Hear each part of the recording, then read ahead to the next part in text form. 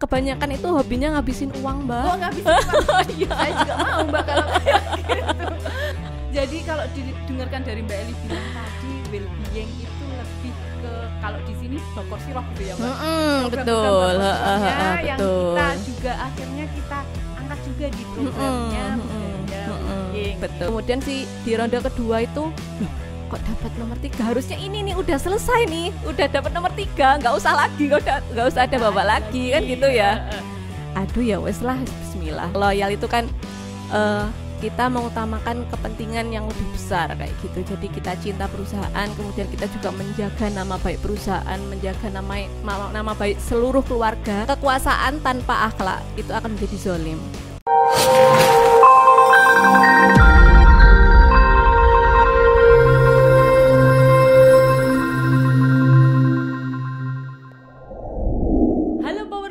Bertemu lagi dengan kami di acara Kopi Ketan, konten pintar keluarga Pacitan. Yang pada hari ini kita akan ngobrol bareng Mbak Eli, si paling akhlak. Tapi sebelumnya saya mau pantun dulu nih biar agak-agak semangat ya. Jangan lupa cakepnya ya. Siang hari makan durian. Cakep. Dimakan sambil lotisan. Cakep. Salam sapa saya ucapkan. Cakep. Untuk power people sekalian. Baik, terima kasih kru. Oke Mbak Eli, selamat siang Mbak Eli. Selamat siang Mbak Cari. Gimana kabarnya hari ini Mbak Eli? Alhamdulillah baik. Alhamdulillah baik. Oke Mbak Eli, hari ini kita akan bincang-bincang masalah budaya ini Mbak. Dimana kita ketahui bahwa kemarin itu Mbak Eli jadi si paling akhlak. Waduh, saya pengen jurut menghilang aja kalau ada ini. Jangan. Si paling akhlak di PLN Nusantara Power tahun 2024. Amin. Jadi kita nanti akan ngobrolin nih Mbak Eli apa saja sih yang telah diimplementasikan Mbak Eli tentang budaya, kemudian apa saja yang udah dipersiapkan untuk menjadi si paling akhlak di tahun 2024. Oke, Mbak Eli, tapi sebelumnya kita mau tahu nih Mbak Eli di NPS itu Nusantara Power Services ya? Betul. Udah berapa tahun Mbak Eli? Kalau aku itu masuk di 2013, Mbak Cari. Jadi masuk di 2013 di bulan Oktober, pengangkatan di 2014. Lah itu pertama kali ditempatkan di PLTU Tanjung Awar-Awar. Oh, jadi nggak di sini ya kalau gitu? Enggak. Jadi Tanjung Awar-Awar selama 2 tahun, Mbak, sampai dengan tahun 2015. Betul, iya. Di bagian apa, Mbak? Alhamdulillah dari awal masuk sampai saat ini di pengadaan, Mbak. Wah, pengadaan udah lanyah kalau gitu ya, pengadaan. Lah makanya itu karena case-nya beda-beda untuk pengadaan ini. Jadi ya kadang-kadang ya pintar, kadang-kadang ya bingung juga gitu. Oh, gitu ya, Mbak. Tapi betul. Karena udah lama di pengadaan jadi tambah banyak gitu ya pengalamannya. Insyaallah ya, semoga lah Mbak. Oke, amin. Rumahnya Mbak Eli di mana sih, Mbak? Aku di Wonositi, Mbak. Aku asli sini. Asli sini. Kalau dari sana ke sini berapa menit itu, Mbak? Kalau sekarang udah pindah di Ngadirojo. Kalau dulu itu ya sekitar 1,5 jam lah paling. 1,5 jam dari Wonositi. Sekarang udah pindah di Lorok. Udah. Sekitar berapa menit kalau berangkat? Kalau ini 20 menitan lah. Menit iya. Mbak Eli tinggal di Lorok sama suami dan anak-anak, gitu ya? Betul. Oke, siap. Oh, mau diceritakan nih Mbak, hobinya Mbak Eli apa saja sih?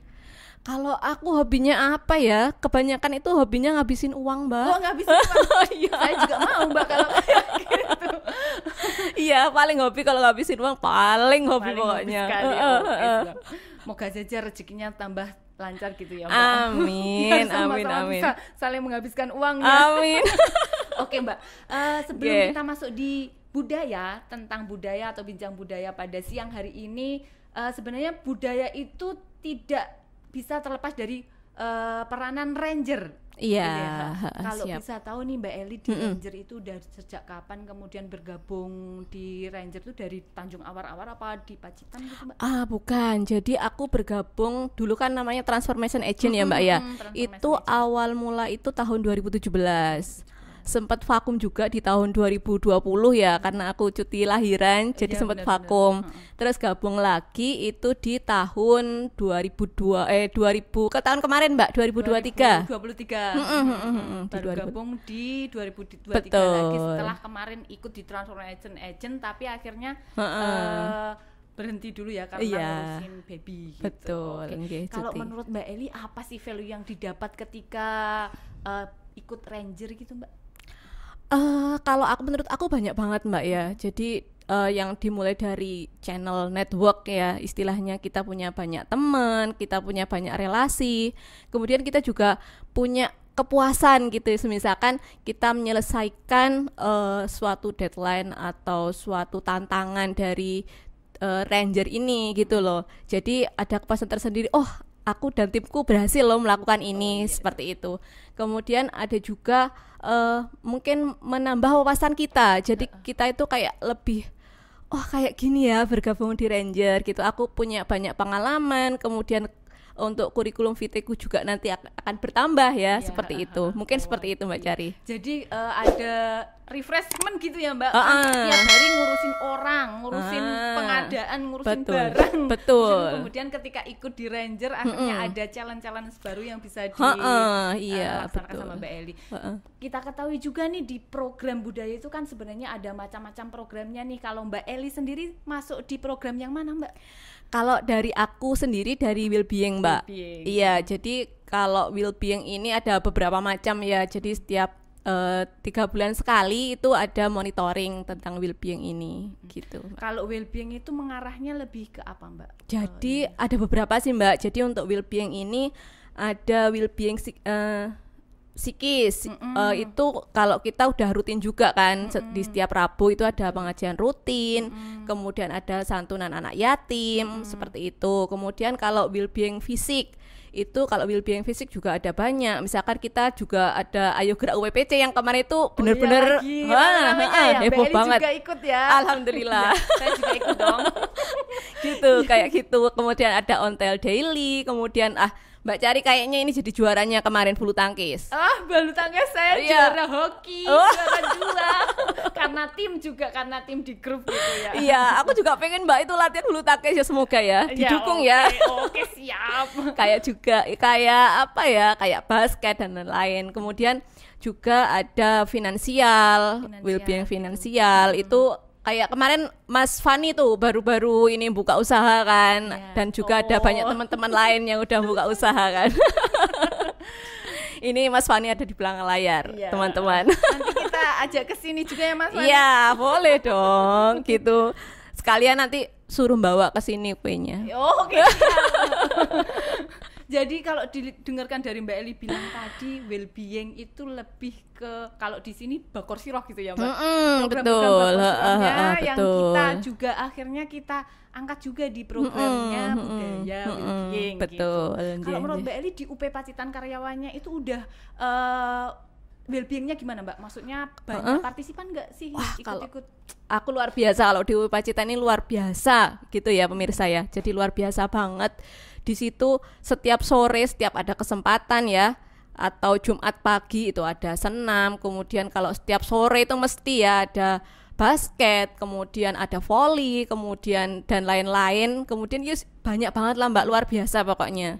Jadi semangat banget gitu loh memang. Betul. Oke, baik, karena ini ketika kita bisa meningkatkan well-being kita, akhirnya kita ketika bekerja bisa refresh lagi gitu ya Mbak. Awalnya betul. yang kita penuh nih kayak gelas sudah banyak dikasih air, ternyata ada refreshment dari program-program budaya di well-being itu akhirnya bisa refresh lagi ketika besok bekerja lagi. Betul, iya betul banget gitu. Dan yang saya tahu Mbak Eli ini salah satu karyawan yang memang penggiat di olahraga, semua olahraga kan diikutin sama Mbak Eli ya. Saya tuh cuma ikut-ikutan Mbak Cari. Aslinya nggak bisa. Tapi bisa nih Mbak, kayak di senam itu Mbak Eli udah beberapa kali mendapatkan teraktif ya untuk senam. Kenapa Mbak Eli kok suka senam gitu Mbak? Itu mungkin dari bawaan lahir kayaknya ya Mbak ya. Udah bawaan lahir itu suka senam memang. Mungkin seperti itu. Tapi kalau menurutku ya kayak misalkan kayak hobi tuh, kalau misalkan senam ya mungkin suka sih. Cuman ya kalau untuk saat ini mungkin lebih ke membaca, itu agak lebih suka lagi kalau membaca. Apa yang hal yang baru membaca itu suka, Mbak. Gitu. Iya, baik-baik. Jadi bisa kita lihat dari Mbak Eli nih, ketika menambah wawasan dengan membaca juga akhirnya mendapat tambahan pengetahuan gitu. Amin. Jangan lupa nanti Mas Fani ada batik daku. Batik daku nanti bisa bedah buku ini Mbak Eli kayaknya ya, karena suka membaca. Kita lanjutkan di batik daku. Jangan lagi-lagi Mas Fani. Oke Mbak Eli. Dari tadi kita udah ngobrolin tentang well-being, program budaya, apa. Kalau Mbak Eli sendiri sih di sini kan ada tim-tim banyak nih Mbak. Ada tim IMS, ada ERM, ada ISO gitu ya. Kalau Mbak Eli bergabung di tim apa saja nih? Kalau aku ada beberapa sih Mbak, utamanya kayak iCover, kemudian ada iCare, kemudian ada ISO 17025, kemudian SMK 3, HIRAK. Ya itulah pokoknya yang di situ-situ itu. Mantap, benar cocok jadi si paling akhlak ini ya. Enggak sih Mbak. Semuanya ikut nih dan bisa ya Mbak mengatur, karena Mbak Eli kan maksudnya individu nih, punya pekerjaan, kemudian ikut di tim-tim gitu. Gimana cara ngaturnya Mbak? Kalau ya mungkin ini ya Mbak ya passion, jadi lebih suka di kelompok gitu. Kalau misalkan lebih suka di kelompok itu kalau ikut bareng teman itu seneng, ada kegiatan kayak gini loh, e-cover itu kayak gini loh, iCare itu kayak gini loh. Jadi wawasannya itu terus bertambah gitu loh Mbak. Gitu. Jadi seneng bareng-bareng sama teman-teman dan juga ada jalan-jalan baru yang dilakukan. Iya. Gitu ya. Oke Mbak Eli, apa lagi ya ini? Oke. Balik lagi nih ke program budaya. Kemarin kita karena adanya salah satu untuk memperingati 4 tahun akhlak di PLNNP kemarin mengadakan battle akhlak yang namanya battle akhlak, di mana battle akhlak itu dilakukan antar unit se-PLN Nusantara Power, dan Mbak Eli ini jadi juara satunya. Aduh, tepuk tangan. Menyala. Jadi malu. Ini bisa diceritakan nggak sih Mbak, bapak penyisiannya seperti apa? Kemudian akhirnya Mbak Eli bisa dinobatkan jadi si paling akhlak itu seperti apa? Awalnya sih saya itu pengennya Mbak Cari atau Mas Fani yang ikut itu. Atau Mas Sukran atau Mas Slamet? Atau Mas Sukran sama Mas Slamet. Iya, jadi awalnya itu emang cuma apa ya Mbak? Cuma sekedar ya wes aku tak ngisi ini kayak gitu loh. Kok akhirnya kan ada babak 1, kemudian ada 2, ada 3 kan untuk penyisihannya itu. Loh kok itu saya dapat kok yang terbaik gitu loh nilainya. Akhirnya wakili unit pas dikabari sama Mbak Cari tuh, waduh yang ampun, apa yang harus saya siapkan, kan bingung ya. Habis itu ya udahlah aku baca-baca gitu ya, baca-baca, kemudian cari tutorial di YouTube apa sih itu akhlak, kemudian seperti apa pengertiannya bla bla bla kayak, walaupun kita misalkan sudah menerapkan akhlak gitu ya, tapi kan kadang-kadang kita lupa agak apa sih, kalau loyal itu apa sih, kalau adaptif itu apa sih, kayak gitu. Jadi lebih banyak ke belajar. Setelah itu datanglah di tanggal 8 itu kan final. Di situ itu ada 3 ronde. Jadi ronde yang pertama itu dipilih 20 besar. Kemudian ronde yang kedua dipilih 10 besar. Kemudian yang terakhir di ketiga itu dipilih 3 besar. Aku udah pesimis. Insya Allah kalau misalkan aku ikut 20 besar aja udah alhamdulillah gitu loh maksudku. Tapi kok kayak ada suatu keajaiban ya. Kayak enak banget, berpikir itu enak. Kayak yes, enjoy lah pokoknya. Walaupun pakai kayak gini pokoknya gitu. Sampai jawab itu pakai aduh kayak gitu. Aku jadi kayak gitu. Untuk yang babak pertama itu 7 soal, sama seperti yang lain. Babak kedua dan ketiga juga 7 soal. Untuk yang babak pertama aku di nomor yang diambil 20 besar, aku di nomor 11 Mbak. Ya wes lah, alhamdulillah berarti ikut. Kemudian di ronde kedua itu kok dapat nomor 3, harusnya ini nih udah selesai nih, udah dapat nomor 3, nggak usah ada babak lagi kan gitu ya. Aduh ya wes lah, bismillah. Kemudian di ronde ketiga aku udah selesai ngerjakan. Loh kok nomor 1, aduh jangan turun, sempat turun di nomor 2 itu, aduh ya udahlah kalau misalkan nggak dapat 3 besar ya udah nggak apa-apa. Lalu terakhir dapat nomor 1, ya Allah. Aku ya Allah. Rasanya? Gimana perasaannya Mbak ketika dinobatkan jadi si paling akhlak di PLN Nusantara Power? Aduh, aku tahun 2024? gimana ya Mbak? Nggak nyangka juga sih, nggak nyangka sampai kayak gitu, nggak nyangka. Bener nggak nyangka. Kalau itu bukan karena kun fayakunnya dari Allah, itu kayak mustahil gitu loh maksudku. Benar sekali ya. Yeah. Jadi kita tahu nih dari Mbak Eli usaha dan kun fayakunnya Allah kalau gitu ya memang. Tapi benar-benar usaha Mbak Eli itu saya rasakan, saya lihat sendiri ya. Karena Mbak Eli itu kalau menurut saya memang benar-benar orang yang mau berusaha semaksimal mungkin sampai kalau bisa dibilang titik darah penghabisan. Nah, itu luarnya aja Mbak, aslinya dalamnya enggak. Tapi nggak mau sampai habis darahnya ya. Nggak mau. Ya. Tapi akhirnya kita tahu nih dari apa yang Mbak Eli usahakan, kemudian apa yang Mbak Eli doakan, akhirnya tercapai di Mbak Eli jadi si paling akhlak nomor 1 gitu. Amin.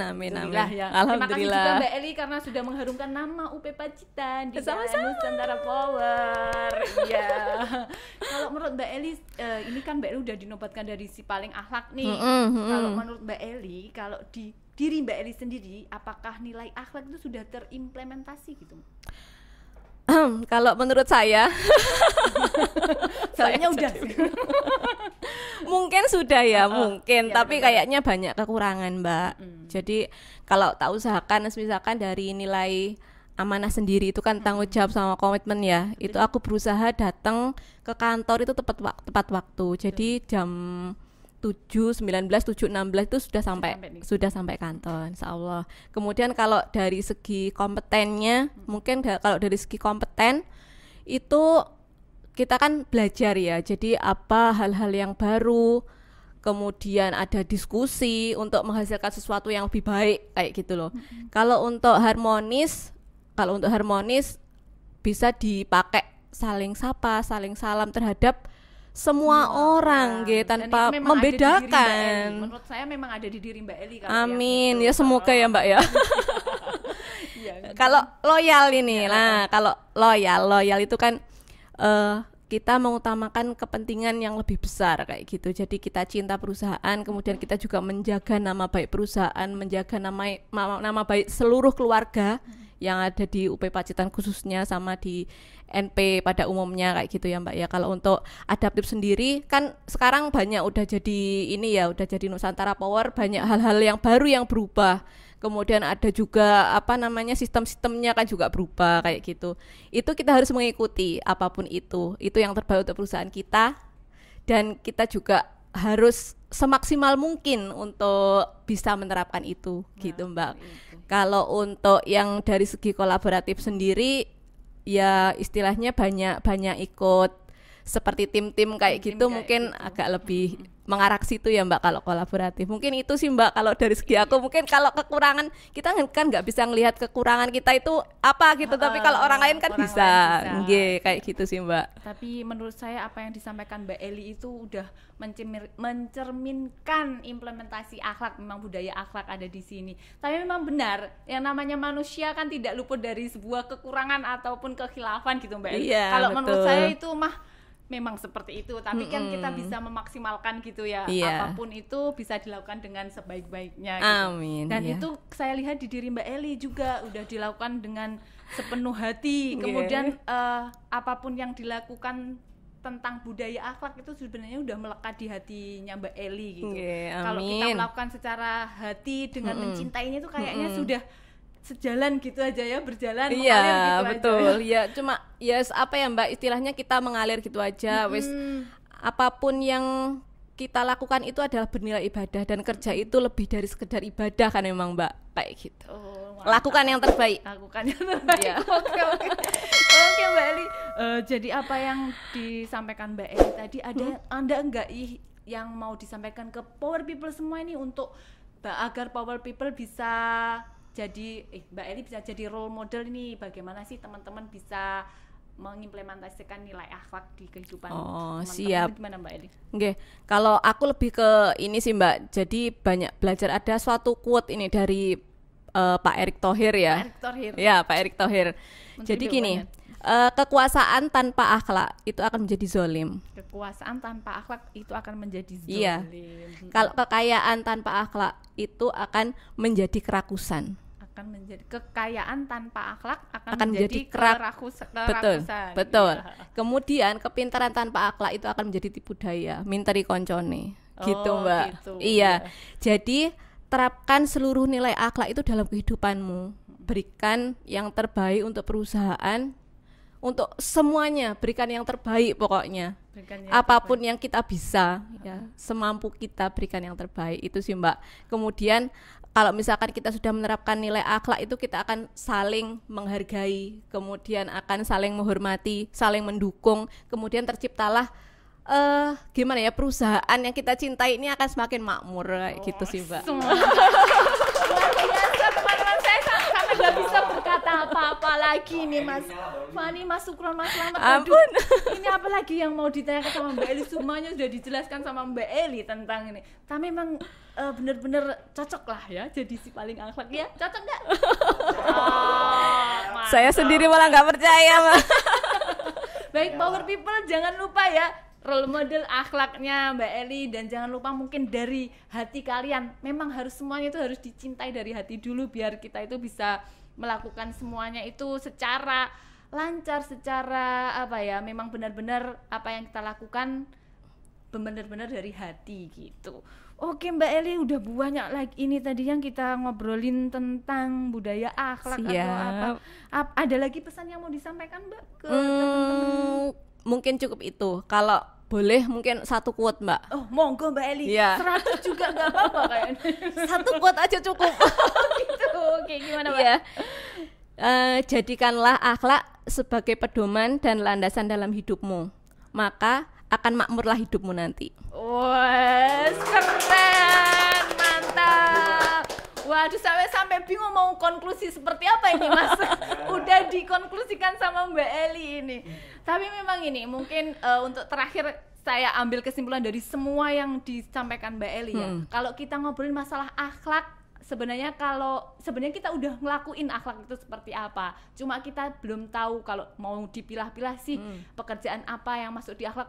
Apapun yang kita lakukan itu masuk di akhlak gitu. Jadi seperti yang Mbak Eli bilang, jangan sampai lelah untuk selalu berusaha, jangan sampai lelah untuk selalu berbuat kebaikan, lakukan semuanya yang terbaik.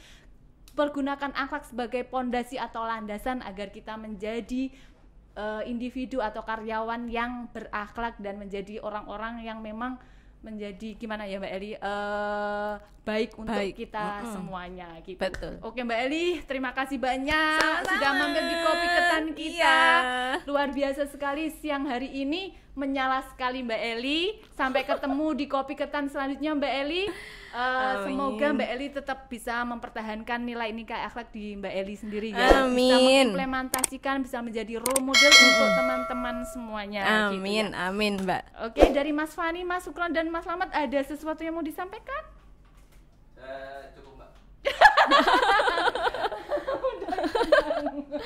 Sampaikanlah apa keinginanmu. Meja mungkin ya bingkisan. Ya, ada bingkisan dari Kopi Ketan. Waduh, kok remote-remote banget sih Mbak, ya Allah. Ayo. Jangan dilihat dari covernya ya Mbak Eli. Eli jadi orang pertama sih. Iya. Loh, gimana ini caranya? Oh. Salaman dulu Mbak Eli ya. Ada bingkisan dari Kopi Ketan. Terima kasih sudah mampir di Kopi Ketan ya Mbak Eli. Jangan dilihat dari wadahnya. Oh gitu. Tapi dilihat dari apanya? Yang ngasih. Oke, yang ngasih. Oke, baik. Power People semua, siang ini sungguh menyala sekali bersama Mbak Eli si paling akhlak di PLN Nusantara Power UP Pacitan tentunya, dan seluruh PLN Nusantara Power di Indonesia atau di Nusantara pada tahun 2024 ini.